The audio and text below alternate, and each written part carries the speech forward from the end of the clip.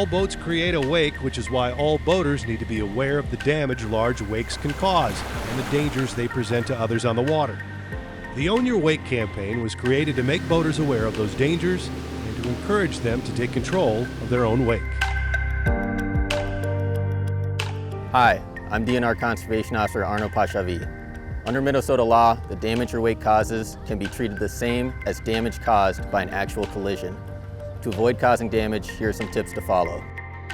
Minimize repetitive passes. Once you've run a line, move on to another area. A good practice is to travel counterclockwise. This keeps all boats from crossing each other and allows the driver an unobstructed view of any boats coming out from shore. Personal watercraft or jet skis must stay at least 150 feet from shore. Boaters should stay 200 feet from the shoreline and other structures. By doing this, you can reduce the likelihood that your wake will cause damage to the shoreline. Ideally, boaters would be able to stay about 200 feet offshore. Less than a football field's width, but 200 feet offshore will protect the shoreline from erosion. My name is Carrie Jennings. I'm the Research and Policy Director at the Freshwater Society.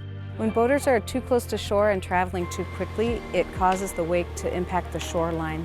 This can destabilize vegetation and release sediment into the water. When a boat backs up into the shoreline, the wake can have an impact on the shore as well, creating erosion and causing sedimentation in the water. So best practices are to travel slowly in shallow water, avoid water that's less than 2.5 feet deep, and avoid backing in to shore. Hi, I'm Lieutenant Shane Magnuson with the Hennepin County Sheriff's Office Water Patrol Unit. It's a busy season out on the waterways. When you own your own wake, you also take on the responsibilities of being aware of everything around you. This applies to everyone on and around the water. Here's some more tips to stay safe. When crossing a wake, cross at low speeds and keep a close lookout for skiers and towables. Comply with all signs and respect barriers. This includes speed limits, no wake zones, and underwater obstructions. Remember, by law, everyone on the boat must have a U.S. Coast Guard approved life jacket. Also, children under 10 must always wear a life jacket when the boat is underway.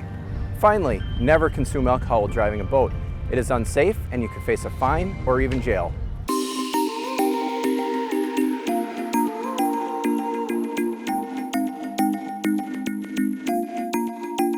Hi, I'm Stacia Bank, a professional wake surfer, and this lake is my home.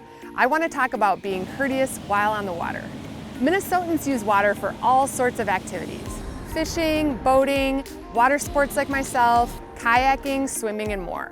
We all must be respectful of each other's rights so we can all enjoy the water together. Here are some tips to be a good neighbor. Please keep the noise down. It's fun to hear music while you're on your boat, but not everyone wants to hear it.